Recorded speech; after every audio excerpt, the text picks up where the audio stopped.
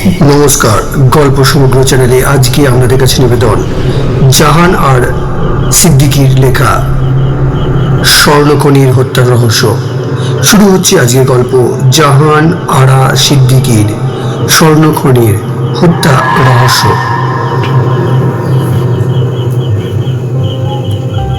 গতকাল রাতে এসেছি মেলবোর্নে। হোটেল যখন প্রবেশ করলাম তখন রাত বেশ গভীর। ইচ্ছে ছিল আজই সব দর্শনীয় স্থান সম্পর্কে বিস্তারিত খোঁজ খবর নিয়ে রাখবো, কিন্তু এত রাতে আর সেটা করার উপায় নেই। হোটেলের টুরিস্ট ডেস্ক বন্ধ হয়ে গেছে অনেক আগে। ভাবলাম কাল ভোরে উঠে বরং এ নিয়ে খোঁজ নেওয়া যাবে। জাঁকিয়ে শীত পড়ার কারণে কিংবা শ্রান্তির ভারী হোক না কেন, সারা রাত গভীর ঘুমে আচ্ছন্ন হয়ে রইলাম। যখন চোখ খুললাম ঘড়ির দিকে তাকিয়ে দেখি সকাল 9টা। হাত মুখ ধুয়ে নাস্তা পানি খেয়ে হোটেল লাউঞ্জে গিয়ে বসলাম। তারপর হোটেলের টুরিস্ট গাইড ঘেঁটে বিস্তারিত খোঁজ খবর নিতে শুরু করলাম। দেখি সব টুরিস্ট বাসই সকালে সুনির্দিষ্ট সময় যাত্রা করে ফেলেছে। আমি হতাশ মনে চিন্তা করতে থাকলাম কি করা যায়। অযথা হোটেলে বসে সময় অপচয় করার অর্থই নেই। গাইড দিয়ে দেখা যাচ্ছে যে আশেপাশে বেশ কিছু টুরিস্ট স্পট রয়েছে। কোন দিকে যাব বুঝতে না পেরে শেষ পর্যন্ত হোটেলের লোকজনের সঙ্গে আলাপ করলাম।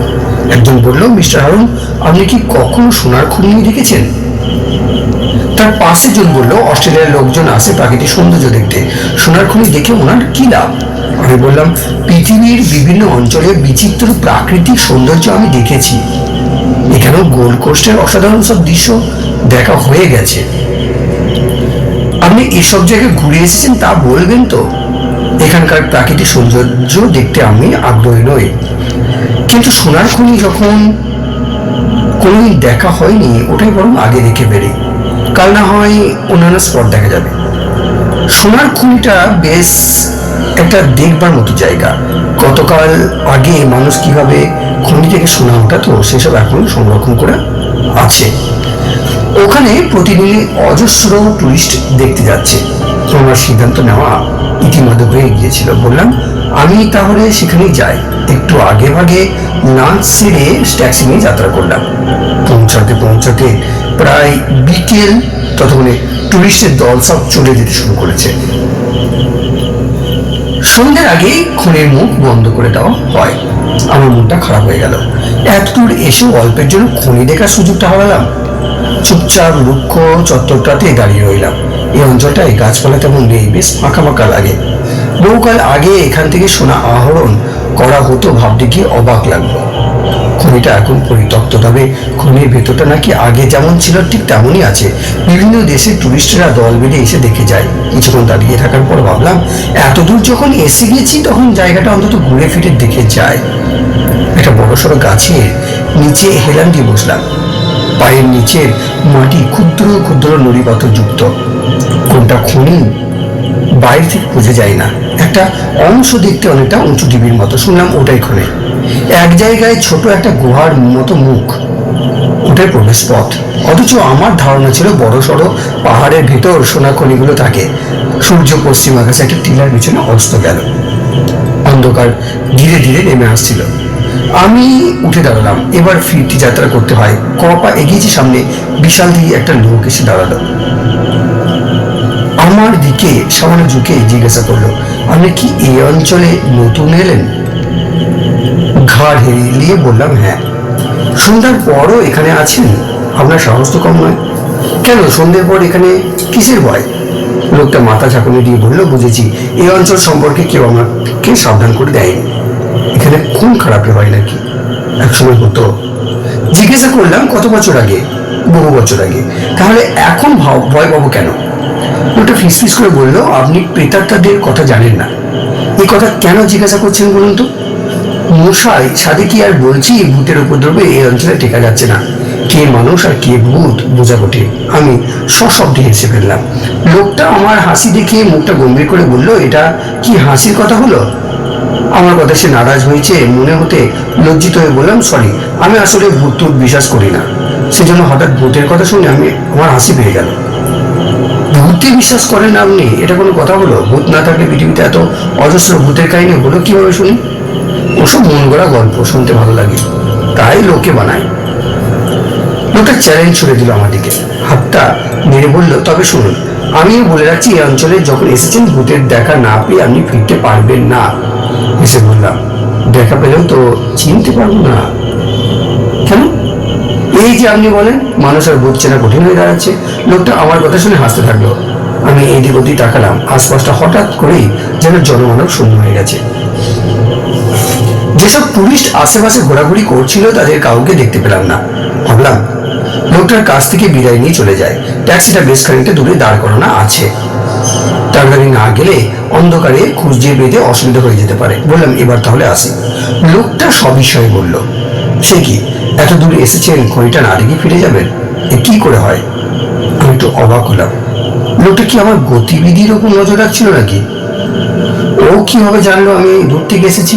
অবশ্য ট্যাক্সি করে এসেছি দেখতে ভিনদেশির মতো অনুমান করা সহজ। আমি যে শেষ মুহূর্তে এসে খনিটা দেখতে পাইনি সেটাও আমাকে ভালো মতো লক্ষ্য করছিল বলেই নিশ্চয়ই এতটা নিশ্চিতভাবে বলতে পারলো। বললাম, খনির গেটটা তালাটা বন্ধ করে দিয়েছে। তাতে কি, আমার কাছে চাবি আছে। ও, আপনি বুঝি এখানে কাজ করেন? লোকটা সেই কথার উত্তর না দিয়ে বলল, চলুন তাড়াতাড়ি দেখিয়ে আনি, কেউ দেখে ফেলে আর যাওয়া যাবে না। লোকটা আমাকে পথ দেখিয়ে নিয়ে চললো। বাইরের প্রকৃতিতে ম্লান আলো থাকলেও খনির ভিতরে নিখোঁজ কালো অন্ধকার। সামান্য পথ ঢুকেই হাতের টর্চ জ্বালিয়ে এসে আমাকে তার পিছু পিছু নিয়ে চলল। ভিতরে ঢুকে আমি রীতিমতো ভয় পেয়ে গেলাম। এই যেন সুড়ঙ্গের মধ্যে প্রবেশ করেছি। সরু পায়ে পথ চলা, অনেকটা টানেলের মতো। যতই যাচ্ছি টানেল যেন পুরোচ্ছে না। টানেলের পাশে অম্লশীল পাথরের দেওয়াল, সুড়ঙ্গ পথ বিভিন্ন দিকে ছড়ানো। একটা জায়গায় গিয়ে সে হাত তুলে দেখিয়ে বলল, ওই দেখুন, ওখানে সোনা লেগে রয়েছে। মুগ্ধ বিস্ময়ে তাকিয়ে দেখি সত্যি খানিকটা সোনালি বস্তু পাথরের মধ্যে লেগে আছে। সোনা যে এভাবে পাথরের মাঝখানে পাওয়া যায় এ ছিল আমার ধারণারও বাইরে। এরকম বেশ কিছু সোনার ছোট্ট ছোট্ট পিণ্ড পাথরের মধ্যে আটকে থাকা অবস্থায় দেখলাম। খানিক দূর যেতে চোখে পড়লো দেওয়ালের খাঁজে রাখা জ্বলন্ত মোমবাতি। অবাক হয়ে জিজ্ঞাসা করলাম, এখানে এটা কেন? ভূমিকম্প হলে সতর্ক করবার জন্য এভাবে জ্বলন্ত মোমবাতি রাখা হয়। সরি, বুঝতে পারলাম না।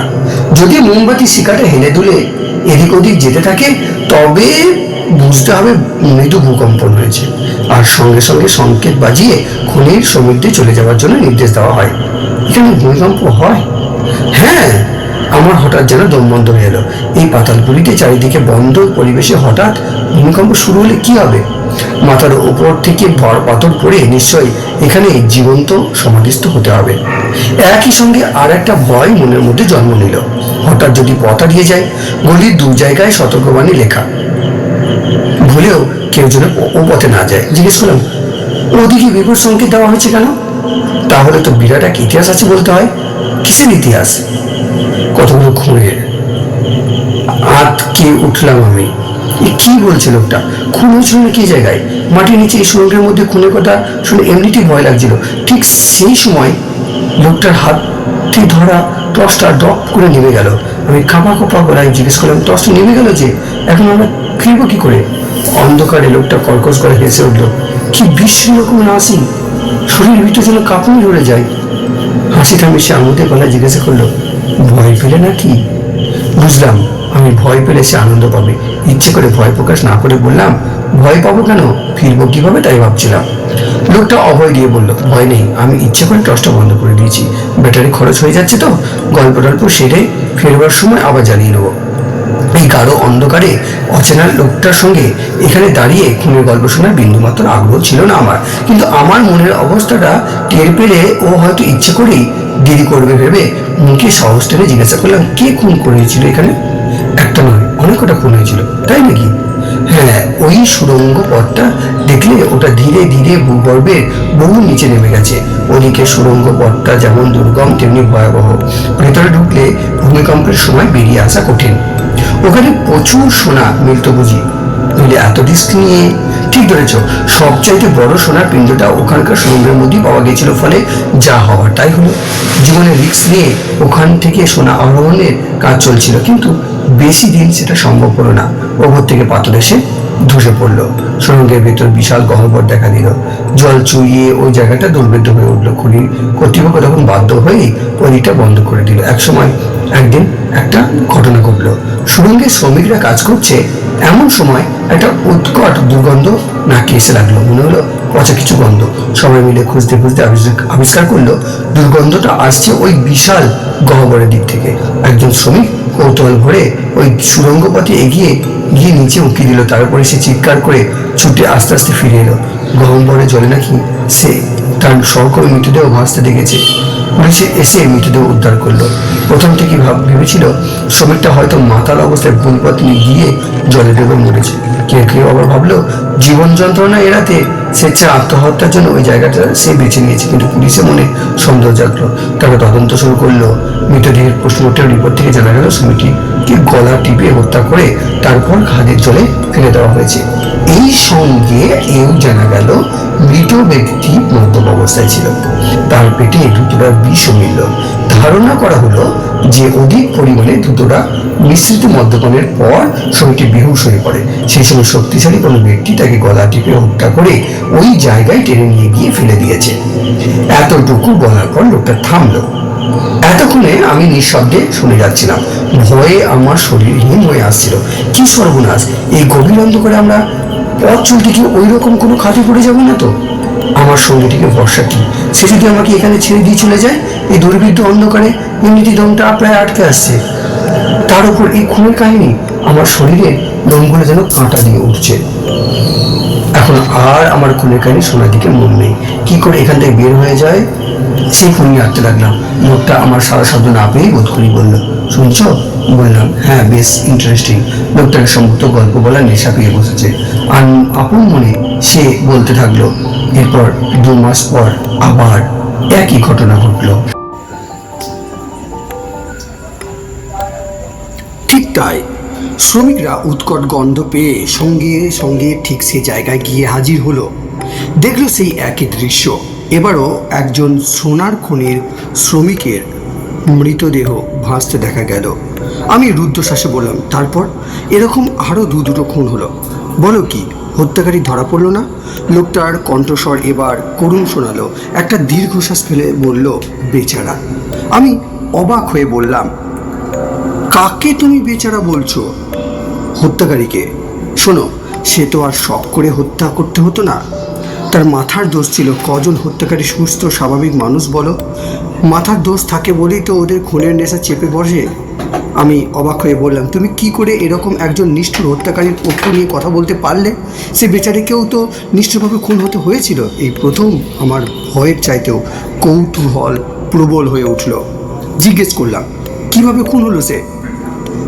শোনো, খুনগুলো করতো এই খনির দারোয়ান। তার হাতে খনিতে ঢোকার চাবিটা থাকতো। রাতে যখন সবাই চলে যেত সে তখন কোনো একজন শ্রমিকের সঙ্গে খনির সঙ্গে আড্ডা মারতে মারতে তাকে মদ খাওয়াতো। মদের মধ্যে মেশানো থাকতো ধুতুরার বিষ। লোকটা যখন অচেতন হয়ে পড়তো সে তখন তাকে খনির ভেতর টেনে নিয়ে গিয়ে ওই গর্তের পাশে গলা টিপে খুন করতো। একদিন সে যথারীতি এক শ্রমিকের সঙ্গে ভাব জমিয়ে তাকে মদ্যপান করিয়ে জল ভর্তি গর্তটার কাছে নিয়ে গেল। টর্চের মৃদু আলোয় খনির ভেতরের অন্ধকারে তাকে গলা টিপে ধরতে যাবে, ঠিক তখনই লোকটা হঠাৎ চোখ খুলে হো হো করে হেসে উঠল। এবার হত্যাকারী ভয় পেয়ে গেল। লোকটা উঠে বসে পকেট থেকে পিস্তল বের করে বলল, সোজা হাত তোলো। হত্যাকারী 2 হাত উপরে তুলে হতভম্ব হয়ে জিজ্ঞাসা করলো, কে তুমি? আমি গোয়েন্দা পুলিশ। তোমাকে আমাদের আগেই সন্দেহ হয়েছিল খনির মধ্যে দিনের আলোয় কাউকে নিয়ে গিয়ে একবার খুন করা যেতে পারে, কিন্তু বারবার এটা সম্ভব নয়। শ্রমিকরা সতর্ক হয়ে গিয়েছিল। তখনই আমাদের সন্দেহ হলো রাতে কেউ এ কাজ করছে। প্রশ্ন জাগলো, কার পক্ষে এটা করা সম্ভব? উত্তর মিলল, এমন কেউ একজন যার হাতে খনির চাবি আছে। তখন আমাকে এখানে শ্রমিক হিসাবে নিয়োগ করা হলো। আমি উদ্যোগী হয়ে তোমার সঙ্গে খাতির বাড়ালাম। তুমি যখন আমাকে মদ খাবার প্রস্তাব দিলে তখন আমি বুঝলাম শিকার আমার হাতে আসছে। আমি মদ খাবার ভান করে তোমার অজ্ঞাতে সেটা ফেলে দিয়েছিলাম। অন্ধকারের ভেতর তুমি বুঝতেও পারোনি। তারপর অজ্ঞান হবার ভান করে পড়ে থাকলাম। জানতাম তুমি আমাকে টেনে হিঁচড়ে এখানে এনে খুন করবার চেষ্টা করবে। খুনি হতবাক হয়ে পুলিশটার কথাগুলো শুনছিল। এবার সে বুঝলো তার আর মুক্তি নেই। হয় সারাটা জীবন তাকে কারাগারের মধ্যে পৌঁছতে হবে, নয়তো তাকে মৃত্যুদণ্ড দিয়ে মেরে ফেলা হবে। ভয়ে আতঙ্কে দিকবিদিক জ্ঞানশূন্য হয়ে সে উল্টো দিকে দৌড় দিল। তারপর যা হবার তাই হলো। ওই জল ভর্তি গর্তের ভেতর তলিয়ে গেল তার দেহটা। লোকটা এতটুকু বলে হঠাৎ করে চুপ করে গেল। অন্ধকার সুড়ঙ্গের মধ্যে আচমকা আমার মাথায় দ্রুত একটা চিন্তা খেলে গেল। এই লোকটি কি? সে এত কথা কিভাবে জানলো? ওর বর্ণনা শুনে মনে হচ্ছে পুরো দৃশ্যটাই যেন ওর চোখের সামনে ঘটেছে। একথা ভাবতেই আমার সমস্ত শরীর শিউরে উঠল। সবচাইতে বড় কথা, এত বড় সোনার পিণ্ড কী করে পাথরের মধ্যে এখনও রয়ে গেছে? এগুলো নিশ্চয়ই মহামূল্যবান।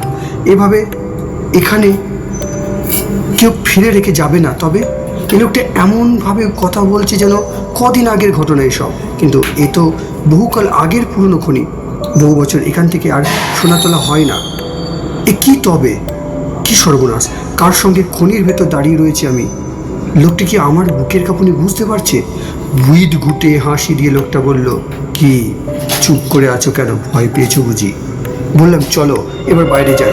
এত কষ্ট করে তোমাকে জল ভর্তি গর্তটার কাছে এনেছি কি ছেড়ে দেওয়ার জন্য? কতকাল আমি একটা খুন করতে পারিনি, রক্তের নেশায় উন্মাদ হয়ে আছি। আমি ভয়ার্থ কণ্ঠে চিৎকার করে উঠলাম, কে কে তুমি? হঠাৎ লোকটার হাতে টর্চটা জ্বলে উঠল। অন্ধকার সুড়ঙ্গে সে আলো এক ভৌতিক পরিবেশ সৃষ্টি করলো। আর সে আলোতে দেখলাম রক্তাক্ত বিভৎস চেহারা লোকটা আমার সামনে দাঁড়িয়ে রয়েছে। আমি আর্তনাদ করে উল্টো দিকে ছুটতে থাকলাম। অন্ধকার সুড়ঙ্গে কোথায় যাচ্ছি জানি না, শুধু জানি চিৎকার করে ছুটছি আর ছুটছি। খানিক দূরে মৃদু আলোয় একজনকে দেখলাম। ভাবলাম বাঁচা গেল। কিন্তু ভালো মতো তাকাতেই দেখি সামনে দাঁড়ানো সেই রক্তাক্ত মানুষটাই মুখে বিকৃত হাসি ধীরে ধীরে এগিয়ে আসছে আমার দিকে। আমার আর কিছুই মনে নেই। কখন যে জ্ঞান হারিয়ে ফেলেছিলাম জানি না। জ্ঞান ফেরার পর নিজেকে আবিষ্কার করলাম একটা ঘরে বিছানায় শুয়ে আছি। মাথার উপর টিউবলাইটের উজ্জ্বল আলো জ্বলছে। আমার মুখের উপর ঝুঁকে পড়ে দুজন মানুষ উৎকণ্ঠিতভাবে তাকিয়েছিল। এদের একজন আমার ট্যাক্সি ড্রাইভার। সে আমার মুখে জল ছিটাচ্ছিল। আমি তাড়াতাড়ি উঠে বসতে চাইলে ওরা বাধা দিয়ে বলল, আপনি শুয়ে থাকুন, শরীরটা এখনো দুর্বল। সত্যিই শরীরটা ভীষণ ক্লান্ত মনে হচ্ছিল। চোখ দুটো বন্ধ করলাম। ওদের দুজনে কথোপকথন কানে এলো। ট্যাক্সি ড্রাইভার বলল, অচেনা মানুষ, পথঘাট চেনে না, রাত বাড়তে থাকলেও তবু ফিরে এলো না। তখনই আমার সন্দেহ হলো নিশ্চয়ই কোনো বিপদ হয়েছে। আমাকে খবর দিয়ে খুব বুদ্ধিমানে কাজ করেছিলেন। ঘরের মুখে খোলা তালা দেখেই আমার মনে খটকা লেগেছিল। এর আগেও এই ধরনের একটা ঘটনা ঘটেছিল। সে ভদ্রলোক হার্ট অ্যাটাকেই মারা গিয়েছিলেন। শুনেছি ভিনদেশি কাউকে পেলে এখানকার সিরিয়াল কিলারের আত্মাটা বিভিন্ন চলে তাকে এই খনির ভেতর এনে ভয় দেখিয়ে মেরে ফেলার চেষ্টা করে। ড্রাইভারের কণ্ঠস্বর কানে এলো। ভাগ্য ভালো, আমার ঠিক সময়ে ওরা উদ্ধার করতে পেরেছিল। শেষ হলো স্বর্ণখনির হত্যা রহস্যের আজকের অন্তিম পর্ব। ধন্যবাদ।